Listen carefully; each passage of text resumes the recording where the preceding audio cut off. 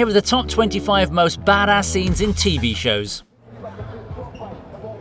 There she is.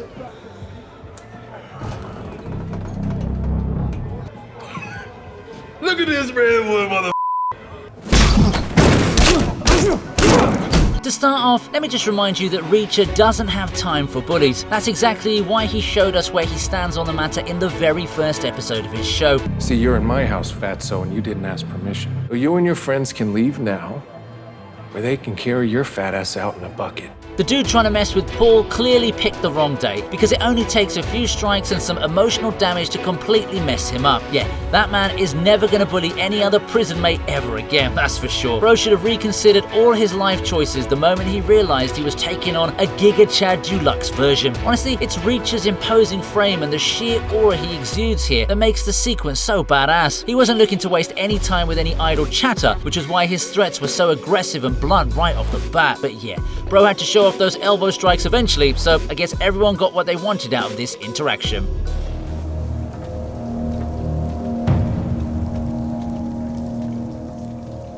If you boys knew what's about to happen to you, you'd leave now. 1.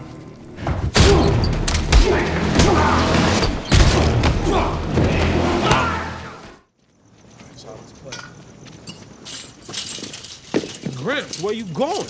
Yo, got 20 bucks you can lend me? I got a lot more than 20 bucks, asshole.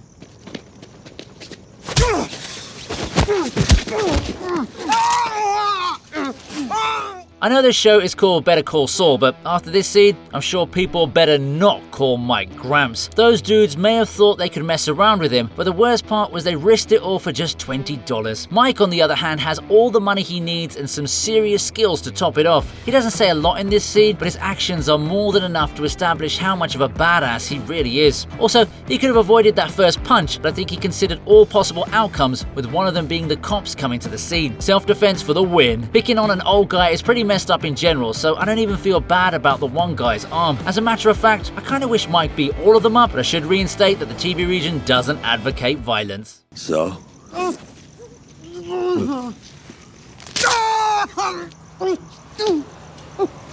Real generous.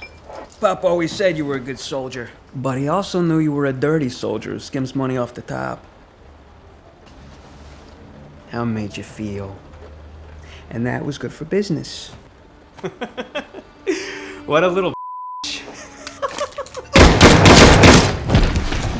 Hey, if you're asking for it, then all I can say is mess around and find out. That's exactly what happened to Alberto Falcone, and it was all because he couldn't keep his freaking mouth shut. Like, Penguin wasn't even trying to aggravate you here, so what was the need to insult him on such a personal level? I guess spoiled brats are born with a sense of misguided invincibility, and that doesn't work on Oswald, as he straight up lands a bullet without any of us even anticipating it in the slightest. He himself instantly regrets his actions. In that one moment, he was the owner of his own world and the master of his self. Plus, this kind of sets off a chain reaction of events that make up the whole show. It's a great sequence, and we see some crazy acting range from Colin Farrell as he switches tones and moods in an instant. Of course, can't say much about his shooting range because Alberto was right in front of him. Go! Fuck out of here! Go! Shit! Die!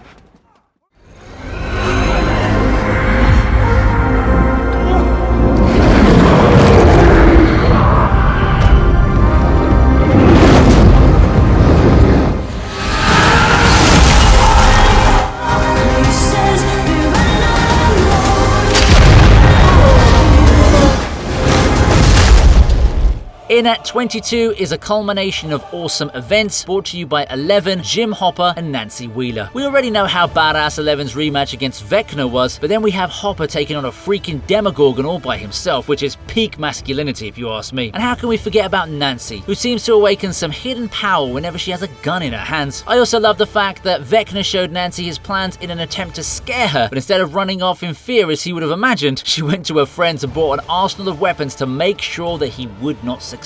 Bro really underestimated who he was messing with when he poked that bear. And most importantly, none of these moments would have been as iconic if we didn't have Kate Bush's Running Up That Hill playing in the background. This song is one of the reasons I don't mind music blowing up on TikTok.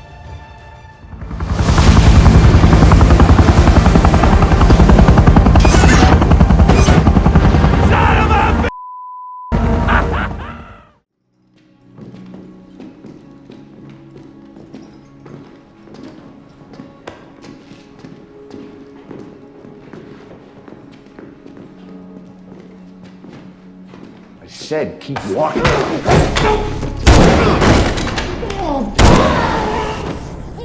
Where is she? I don't have time for this.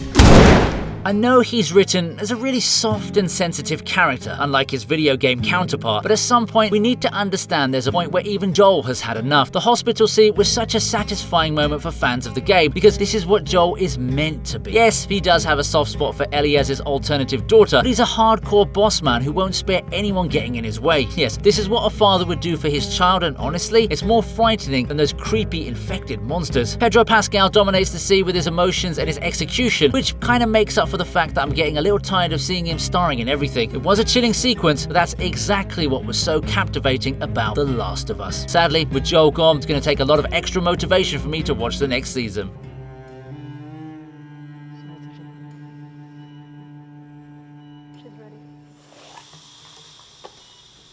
I said unhook her. I won't let you take her. Unhook her. Oh my god.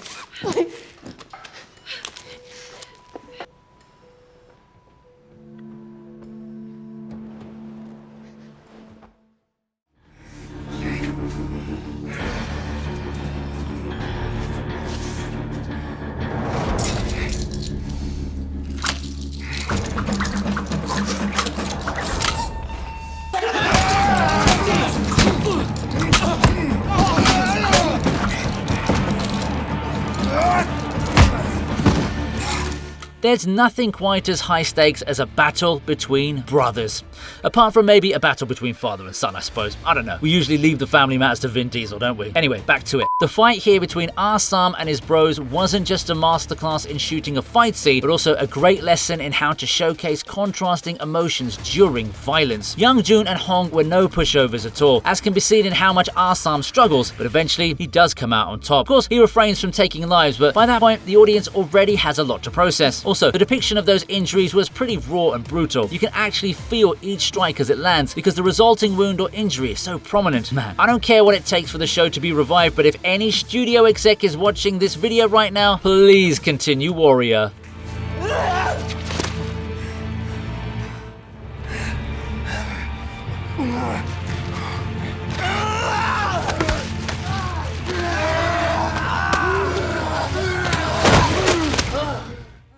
The branches are dying.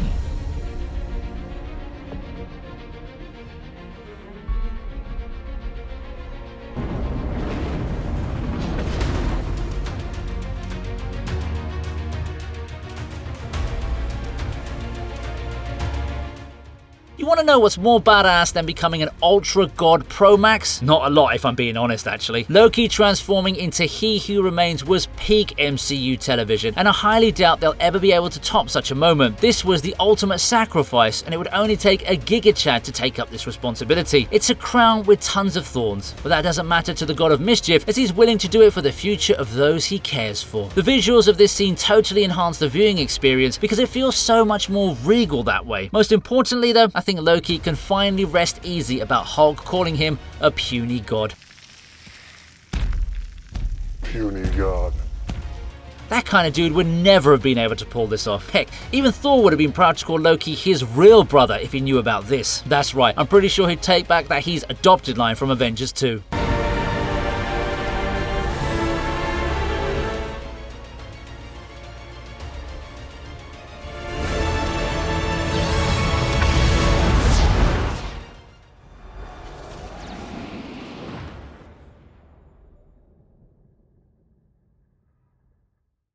Gave us a message to pass on to you. You have to choose the lesser evil. It's an ultimatum. Get it?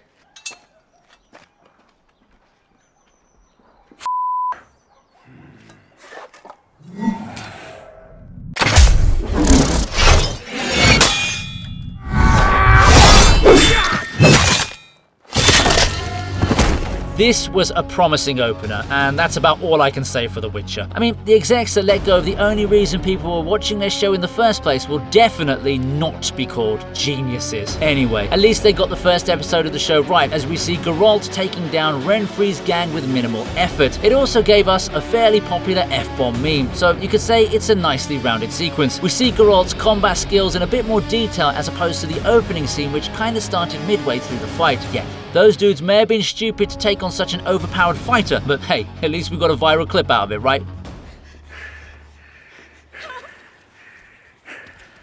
I won't be able to stop.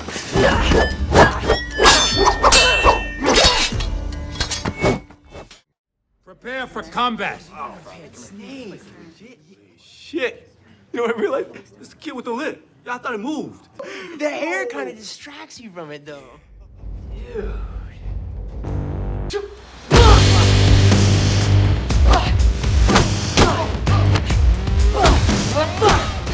Hawke is an interesting character because he started off so differently and became a classic case of when the bully becomes the bully, and trust me, it ain't nice. Brux became the recipient of a very brutal thrashing, but I'm sure a lot of us had wished it was Kyler in his place. Look, this just is how it is sometimes, and you can't really help it if bullying is still a thing in schools today. But yeah, from showcasing his tattoo to actually unleashing his rage, Hawke showed us all why he was no longer Eli Moskowitz, but rather a dangerous fighter. I genuinely felt like that he was going to turn into an annoying villain later on, which he did somewhat for a bit, but thankfully it all went back to normal.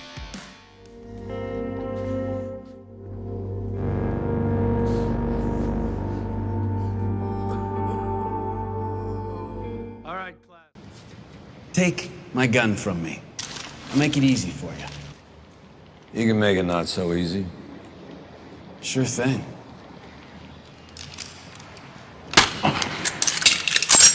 What the...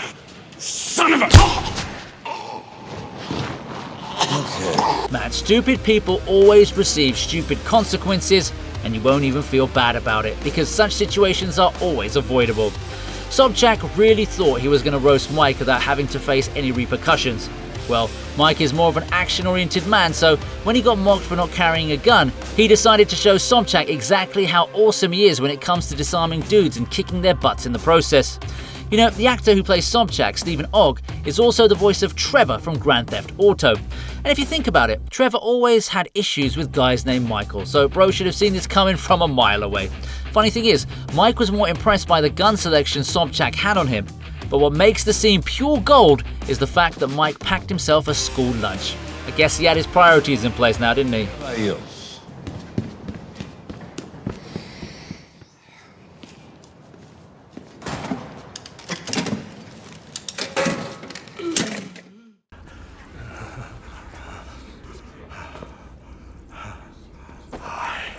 Will have your tongue for that.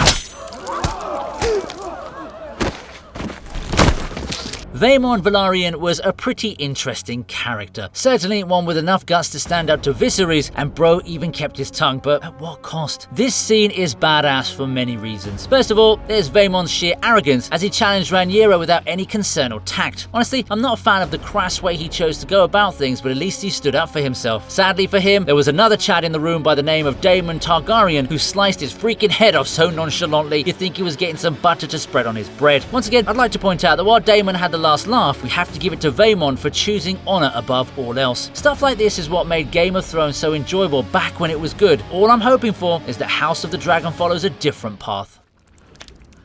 He can keep his tongue. Disarm him! Many. Open the door. Open the door.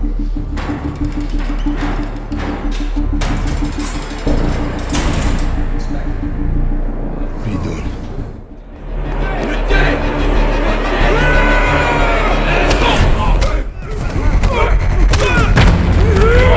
After all the times I've included this entry, it's safe to say that the Punisher and prison don't mix well together. Normally, you'd think this is where Frank Castle would probably be at peace, but then Wilson Fisk just had to be an annoying thorn, didn't he? Well, it's not like it matters, because the Punisher goes to town on all the attacking inmates and gives them a practical lesson on why he's been given such a badass name. Rage and violence seem to be just as important to this dude as breathing, because at no point in this battle do I see him wanting to stop. It's like a necessity for him to vent at this point, and he easily does so while giving us a show of a lifetime.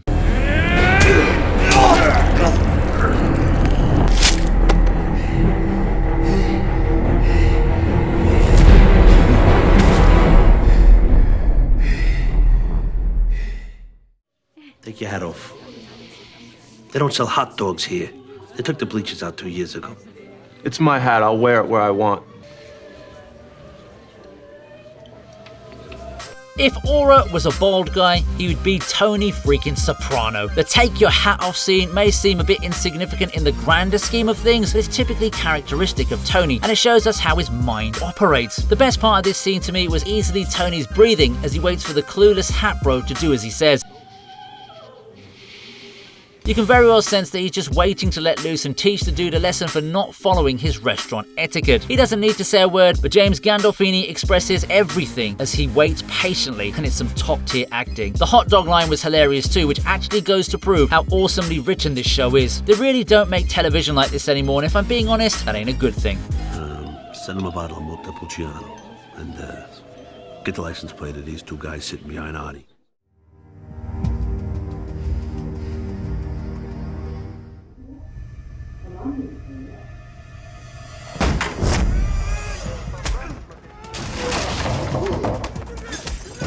There's not a lot separating this from the prison fight involving the Punisher, but Daredevil is the king of hallways on TV, so he does deserve a higher spot. Plus, this sequence did set the tone for the Netflix version of Marvel Television, and let's face it, this was way better than anything Disney Plus could ever give us. The fight has been detailed and explained more times than I can remember, but it still keeps finding its way back because of how raw and genuine everything is made to feel, whether it's Matt's exhaustion or his controlled anger. You can even say that this is like the TV version of Thor's Wakanda entry in terms of popularity on the TV Regent.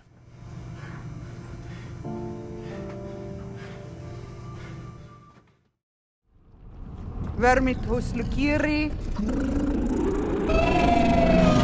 Gohairas. To kick off my top 10, we have Rhaenyra Targaryen totally commanding an absolute unit of a dragon. Vermithor's appearance alone would have made this a contender for today's video, because the way he's shown tells us that the director truly loves dragons. However, if you can command something like Vermithor without flinching, you deserve more praise than anyone else in the room. Okay, she does get nervous a little bit, which should be expected when you're facing the most terrifying creature to have ever existed in your world. But yes, this scene becomes epic primarily because we're already wowed by the dragon's entrance. It almost becomes like a horror show at this point, and I personally enjoyed the reveal. It was at this moment when everyone realized that Rhaenyra was a true aura farmer.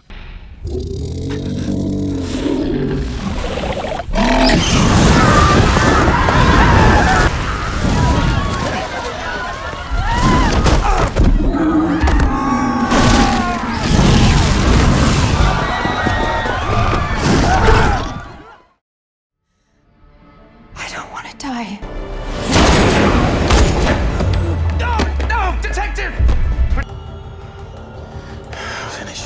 Finish it!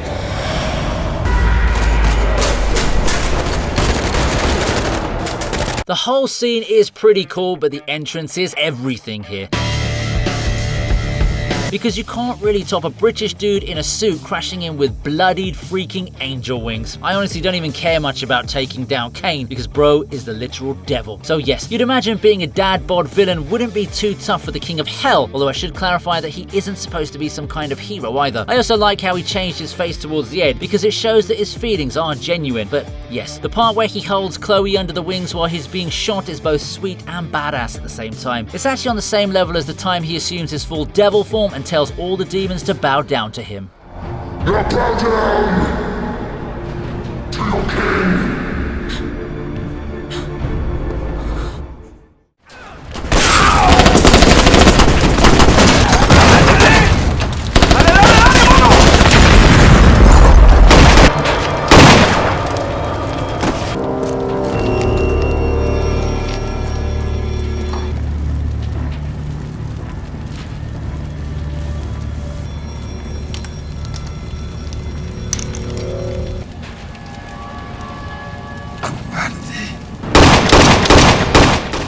I don't know how many times I need to say this, but messing with Pablo is a lethal mistake. Now look, I'll give Carrillo some respect for standing up to Mr. Escobar with a lot of flair. I mean, he did take Gustavo's life, and even had the gall to tell him his son was fat.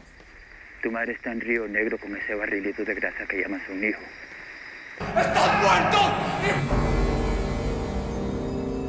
This was savage for sure, but when you play with a flame like Pablo Escobar, you're given a volcanic eruption in response. To call this rage would be an understatement, but the English language only has so many words. Pablo pulling an Uno reverse on Carrillo and ending him was pretty much guaranteed, because this kind of gangster can't sleep peacefully unless he gets his revenge. With everything burning in the background, my flame analogy also sounds a lot better now, doesn't it?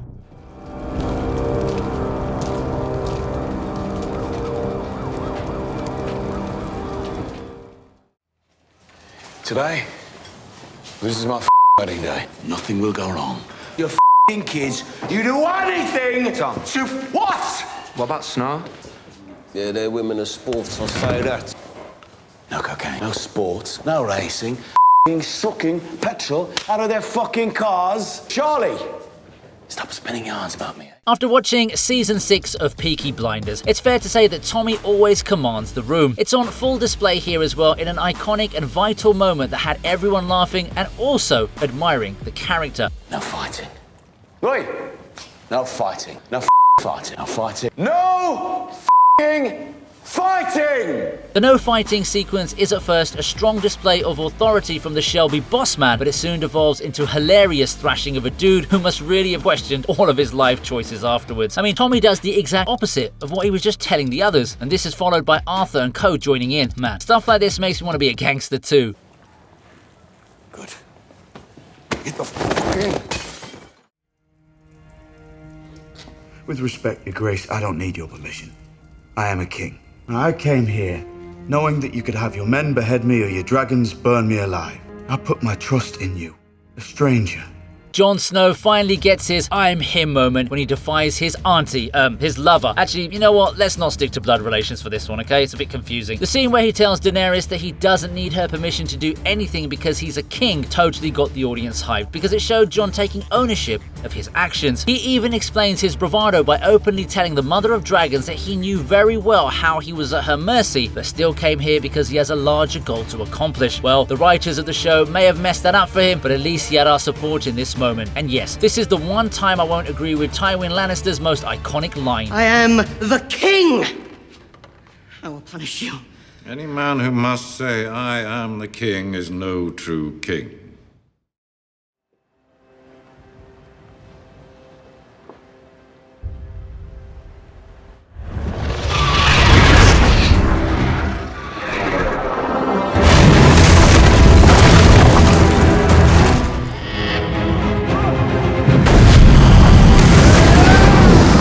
With back-to-back Game of Thrones entries, it's fair to say the Iron Fleet totally didn't see this coming. But if we're being honest, do you really think knowing of their impending doom would have made even a whisker of a difference? This is Drogon on overdrive and Daenerys in rage mode, so it makes for the perfect combination of badassery and danger. The destruction caused by this onslaught is hard to put into words, but in terms of impact, it was everything. This was a message from the Mother of Dragons telling her enemies that there's a reason she's been given such a cool name. I still feel we should get a spin-off series on what Drogon did after Game of Thrones.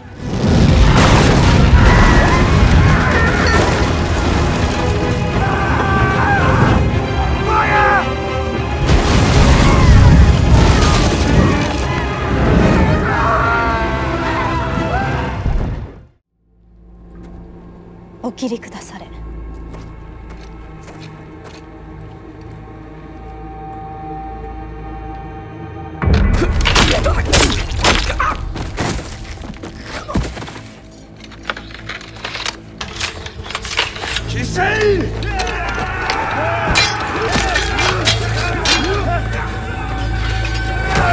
Yeah, now that's a real samurai. Shogun is easily the best TV show I've seen this decade, and it rightfully deserves its place. Now the scene where Lady Mariko is temporarily stopped from leaving is an amazing display of discipline and loyalty. Her guard bowing down to his opponents before butchering them is the perfect example of how samurais operate. Bro was like, sorry boys, but I have my lady's orders. It's so fast that you barely realize what's happened, but that's also what makes it so stone cold and somehow respectful as well. Bro was in front frame for less than 30 seconds, and he left us one of the most rewatchable scenes from this epic show. Please give us more of this in season 2.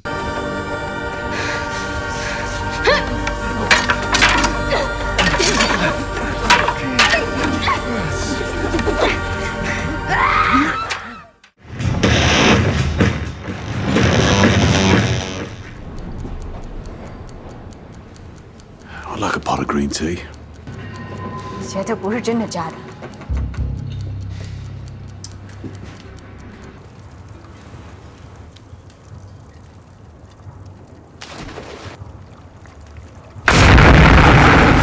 The reason Thomas Shelby is such a boss man is because he's simply a master of truth. It doesn't matter whether he's negotiating, ordering, or simply giving a threat. There's a certain honesty in his behavior, and yes, I'll admit that there are a few exceptions when the intention is to deceive. Anyway, the scene where he threatens to detonate a bomb if the Chinese folks don't stop selling opium was a spectacular display of tact and guts. I mean, who on earth in their right mind would do something like this with an actual bomb ticking? Even the woman thought that bro was bluffing, but when we saw that explosion, it pretty much blew our minds, pun intended. Man, I'm really gonna miss Cillian Murphy and the gang. You street with a gas explosion or...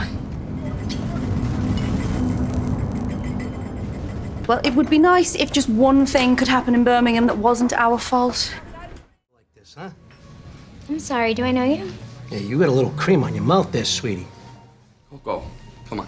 What? I'm saying hello. Come on, let's go. All right? Forget. Whoa! Sit down. Sit down. What can I tell you? We should never mess with a father's rage. I honestly don't know why Coco thought that harassing Meadow was a good way to provoke Tony, because even though he succeeded, the resulting injuries would never have been worth it now, would they? What exactly did he say? He came up to us and he asked me if I was your daughter. And then he said I had whipped cream on my mouth. Because despite getting violently thrashed and freaking curb stomped by a man like Tony, the dude somehow survived it. Jesus Christ, he must have had some kind of blessing that day, because there's no way a normal human would have made it out alive. Anyway, the scene went on to show how unbothered Tony is when it comes to his children. Yeah, it was over the top, but such is the life of a gangster. Hey, you want some sambuca with this? Tony, you're making a big f***ing mistake here. Who is it you think you see? Do you know what would happen if I suddenly decided to stop going into work? A business big enough that it could be listed on the NASDAQ goes belly up.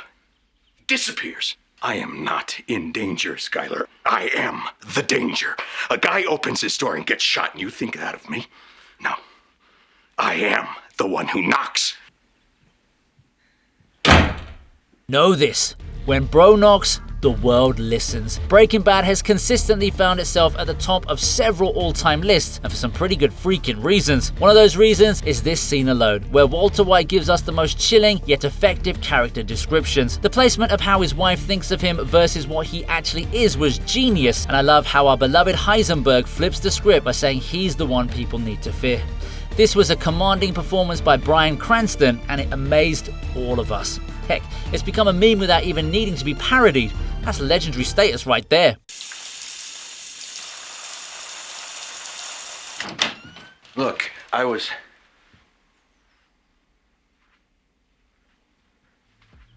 Hope you liked the video. Please subscribe to the TV Regent, and here's another video that I know you're going to enjoy.